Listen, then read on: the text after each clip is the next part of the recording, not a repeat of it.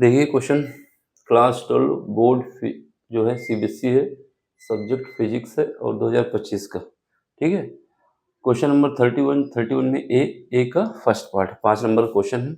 इसमें क्या है कि 2 पॉइंट चार्ज है, एक 5 माइक्रोकूलम है, दूसरा -1 माइक्रोकूलम है। ये एक दूसरे से जिस कोऑर्डिनेट में रखे गए हैं, यानी 5 माइक्रोकूलम को -3 सेंटीमीटर 00 पे रखा गया है और -1 कूलम को 3 सेंटीमीटर 00 पे रखा गया है। इसके अलावा एक एक्सटर्नल इलेक्ट्रिक फील्ड जनरेट हो रहा है।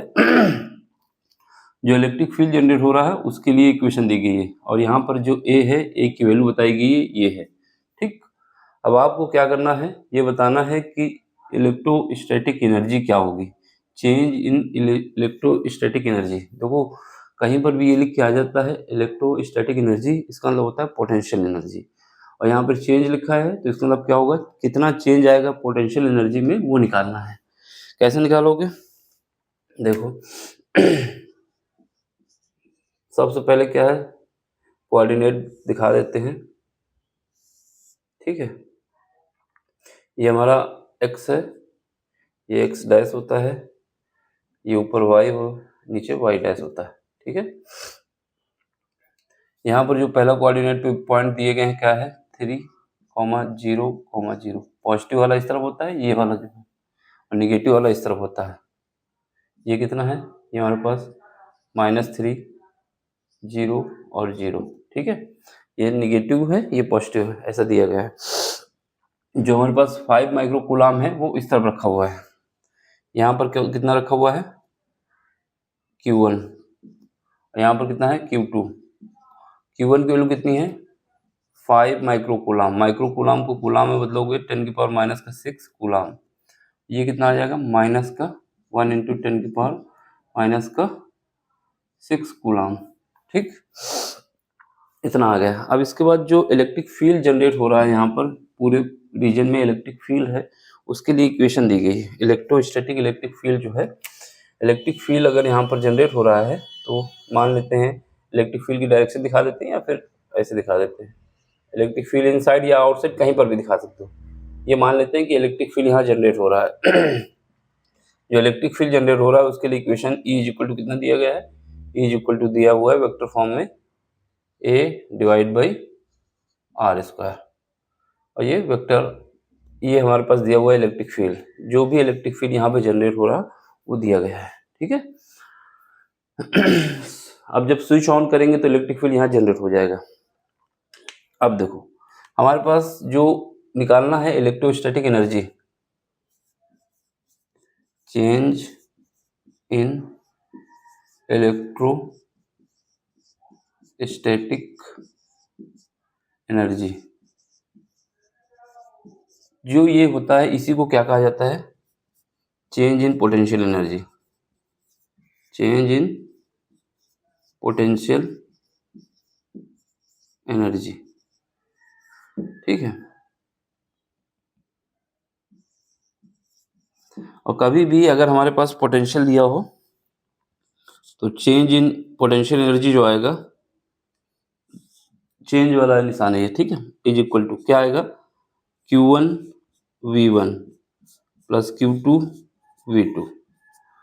समझ गए, Q1 V1 Q2 V2 जी आ जाएगा मेरे पास।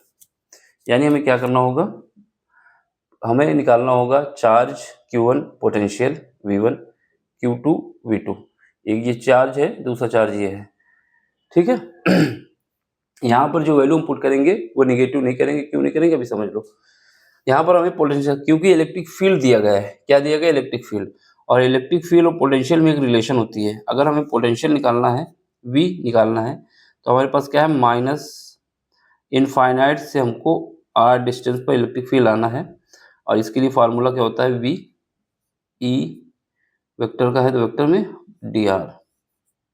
तो ये हमारे पास फार्मूला होता है। अगर हमें कहीं पर इलेक्ट्रिक फील्ड दिया हुआ है और कोऑर्डिनेट पे हमें इलेक्ट्रिक फील्ड को, सॉरी पोटेंशियल को जनरेट करना है, तो उसके लिए कंडीशन याद होनी चाहिए, ये हमें याद होना चाहिए। ठीक, ये डेरिवेशन होता है, कहाँ से आता है, उस पर यहाँ पर नहीं करना है, यहाँ पर हमें ये याद होना चाहिए। ठीक है, अब इसको हम क्या लिख सकते हैं, इसको हम ये लिख सकते हैं कि यहाँ पर v इज इक्वल टू, इसको हम चेंज कर दें। जब चेंज करोगे तो क्या आएगा, ये माइनस हट जाएगा। लिमिट को चेंज कर देते हैं, तो ये कितना आ जाएगा, ये हमारे पास r आ जाएगा, ये इनफाइनाइट आ जाएगा, और जो e है वो दिया गया है ये a divide by r square, ठीक, और यहाँ पर dr। ये जो वेक्टर r लिखा हुआ है इसका मतलब है कोऑर्डिनेट की डायमेंशन, x एक्सेस पे कितना है, y एक्सेस पे कितना है, z एक्सेस पे कितना है, ठीक है, वो ये है। समझ गए? तो ये आ गया, ये लिमिट चेंज करने के बाद ये माइनस प्लस में हो गया है, ठीक है। अब इसको हमें सॉल्व करना है। सबसे पहले जब इसको सॉल्व करेंगे, अब लिमिट इंटीग्रेशन जब सॉल्व करेंगे तो यहाँ पर a तो हमारा कांस्टेंट है, ये हम बाहर कर लेते हैं, ये इससे डिवाइड करोगे, यहाँ पर क्या आएगा, जो पावर होती है इंटीग्रेशन, क्या होता है इंटीग्रेशन, अगर हमें x की पावर n का करना होता है dx, तो क्या आता है इंटीग्रेशन, x की power n plus one divide by n plus one, ये आता है ना, और कांस्टेंट आता है, उसके बाद की बात है, ये लिमिट है इसमें। तो यहाँ पर 1/r है, तो क्या आएगा -2, सॉरी ये आ जाएगा, जब इसमें करोगे r की पावर कितना आ जाएगा, r की पावर जो है हमारे पास 1 आ जाएगा। 1 कैसे आया, क्योंकि ये -2 है, यहाँ पर n बराबर -2 रख दो तो ये डिवीजन हो जाएगा नीचे, अगर ये हम कैसे कर देते हैं, ठीक, तो ये इस फॉर्म में आ जाएगा। जब इस फॉर्म में आएगा तो ये माइनस हो जाएगा, ये माइनस हो जाएगा, तो यहाँ से इंटीग्रेशन हमने किया, इसका जब इंटीग्रेशन करोगे तो ये आएगा, ठीक, और माइनस का 1 आ जाएगा। लिमिट कितनी है, r है, इनफाइनाइट है, ये इंटीग्रेशन आना चाहिए, इसका जब इंटीग्रेशन करोगे तो ये आएगा, उसी से ये हमारे पास निकल के आया, ठीक। अब देखो, अब इसको जब सॉल्व कर लेंगे, लिमिट रख देते हैं -a,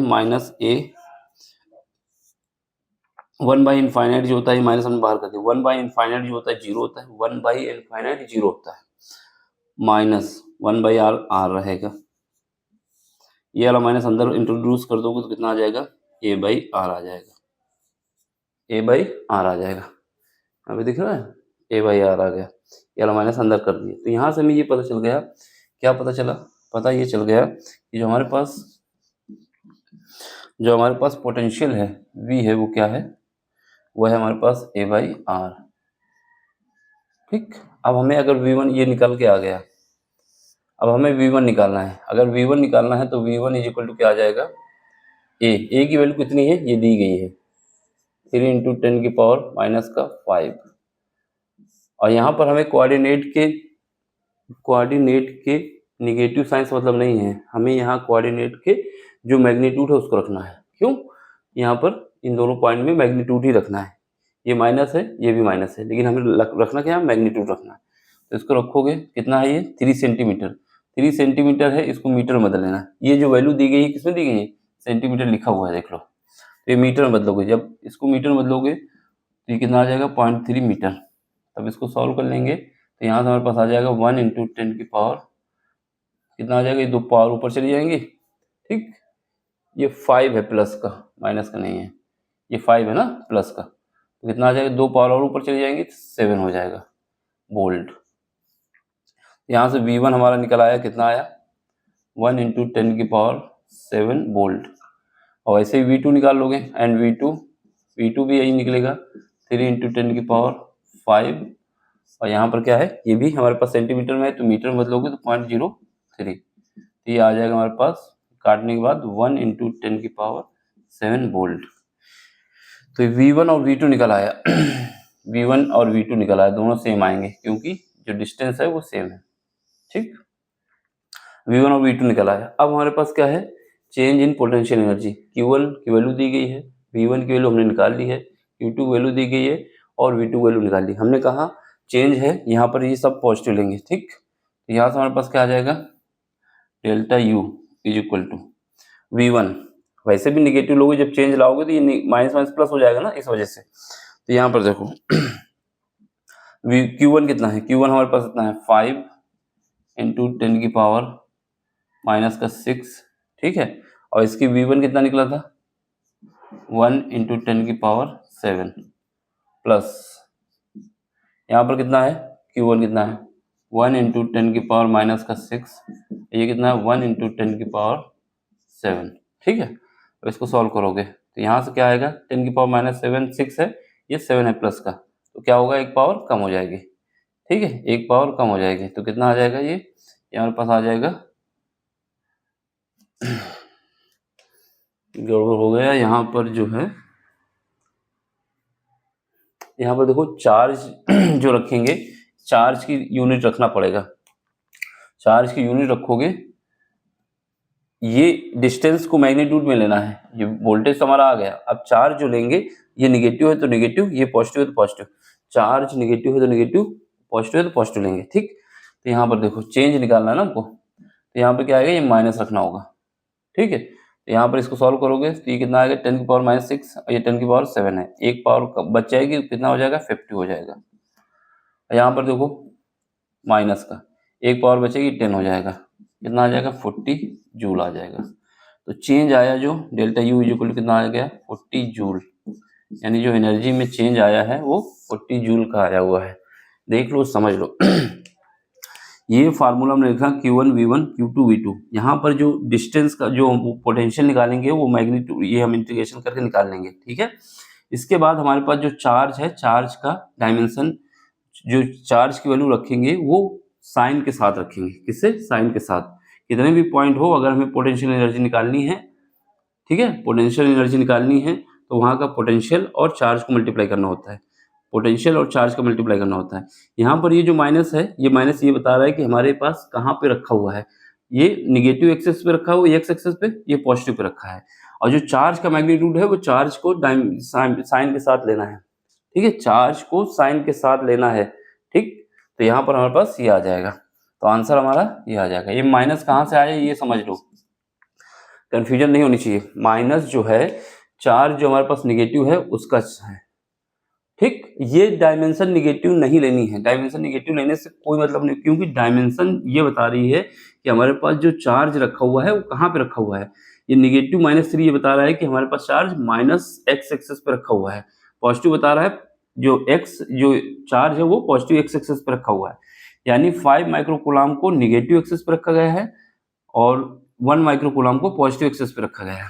तो जो चेंज निकलेगा Q1 V1 plus Q2 V2, यहाँ पर चार्ज का सिंबल रखना होगा, निगेटिव तो निगेटिव, पॉजिटिव तो पॉजिटिव।